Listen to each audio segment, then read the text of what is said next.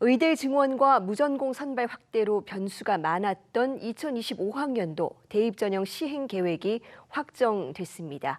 의대 정원은 1.5배 늘고 입학한 뒤에 전공을 선택하는 자율 전공 비율도 28%로 급증했는데요.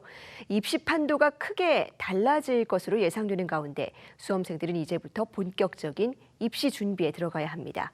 오늘 EBS 뉴스에서는 올해 입시 전략 자세히 짚어보겠습니다. 먼저 영상부터 보고 오겠습니다.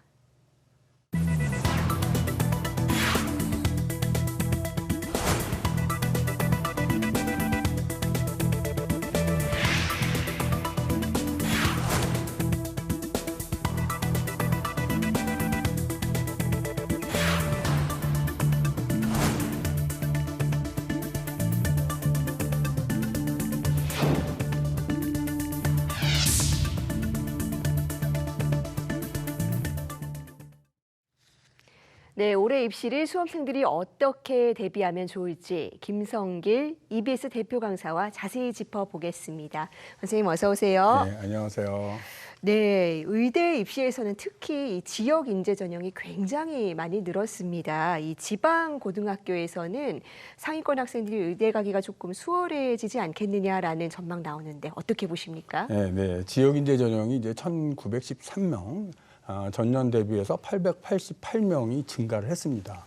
아무래도 이제 인원이 많이 늘었기 때문에 지방에 있는 학생들은 의대에 들어가기가 일단은 수월해졌다. 이렇게 볼 수 있습니다.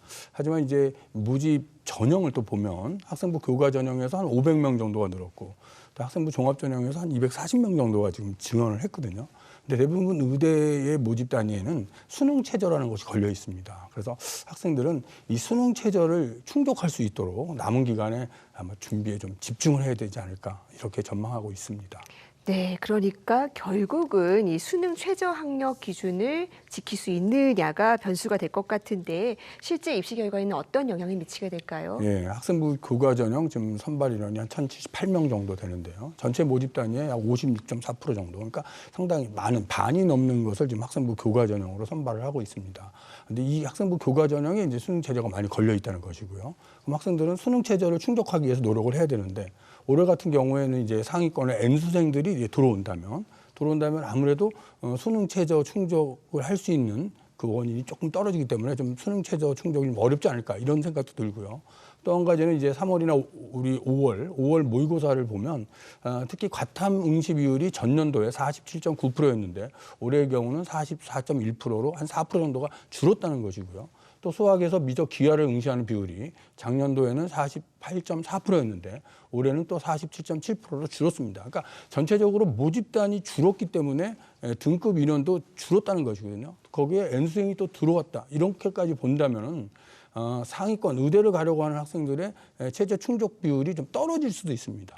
그래서 최저 충족을 못하게 되면 입결은 낮아지게 됩니다. 그래서 전체적으로는 문턱이 좀 낮아지긴 했지만 최저 충족을 못하면 떨어지는 것이기 때문에 내가 못하면 내가 떨어지는 것이거든요. 그래서 좀 더 집중을 해야 되지 않나 이런 생각이 듭니다. 예, 그러니까 정리하면 입결이 낮아진 것처럼 보여도 수능 최저 맞추기는 오히려 까다로워진 그렇죠. 더 어려워질 수도 있다는 있다라고 봐야 되겠습니다. 그렇습니다. 예, 이 점 주의해야 되겠고요. 예. 올해는 특히 의대 다시 도전해 보려는 이른바 N수생들이 많이 늘어날 것 같거든요. 예. 실제 이 수능 위주 전형도 331명 정도 늘었는데 어떻습니까? 이 재수생들 문턱도 낮아졌다고 봐야 될까요? 글쎄요. 그러니까 의대에 늘은 인원이 한 1,500명 정도 되는데 그 N수생들이 주로 준비하는 전형이 이제 수능 위주 전형, 정시 모집일 텐데 정시 수능 위주 전형은 한 331명 정도만 늘은 거거든요. 그러니까 처음에 의대 증원이 한 1,500명이 된다. 그러면 1,500명이 늘어나서 상위권 아이들이 의대로 간다면 전체적으로 좀 입결도 낮아지고 들어가기 쉽다라고 하는 것이 좀 알려졌던 메시지인데 이것을 뚜껑을 열어보니 수능으로 갈 수 있는 건 한 330명 정도. 그럼 전체 증원 인원의 한 20% 정도가 늘은 거거든요. 그래서 문턱까지 낮아졌다고 보기는 좀 어려울 수 있겠다라는 생각이 들고요. 다만 수시 모집에서 전체 인원을 다 선발하지 못하기 때문에 정시를 2호라는 2월 인원이라는 것이 있습니다. 그래서 2월 인원이 좀 넘어올 가능성 뿐만 아니라 수능이 좋은 학생들이 이제 정시까지 가는데 이 학생들이 수시에서 그냥 합격을 하는 그런 학생들도 있기 때문에 생각하는 부분은 20%지만 실질적인 것은 20%보다는 더 많은 효과, 그러니까 한 30에서 40% 정도 효과가 있을 수 있다는 거죠. 그래서 뭐 문턱까지는 아니더라도 그래도 뭐 계단 하나 정도는 낮아지지 않았을까, 이렇게 생각이 듭니다. 네, 이제 당장 수시 모집 원서 접수가 3개월 정도 남았는데 이 학생들이 6장 카드가 있습니다. 어떻게 쓰는 게 좋을까요? 네, 학생들이 이제 6개의 전망을 할 때 보통 어떤 전형으로 6개 쓸 것인가의 생각이거든요. 그래서 대부분 학생들이 이제 6월 모의고사, 6월 4일 날 봅니다. 6월 모의고사를 기준으로 해서 본인이 정시에 갈 수 있는 대학이 어디인가를 먼저 가늠하게 됩니다. 그래서 정시에 갈 수 있는 대학을 거놓고 그것을 기준으로 이제 6개의 대학을 계단식으로 2개, 2개, 2개 이렇게 써야 되거든요. 그래서 좀 안정적으로 붙을 수 있는 대학을 한 2개 정도. 보통 이런 경우에는 교과 전형이 될 가능성이 커요.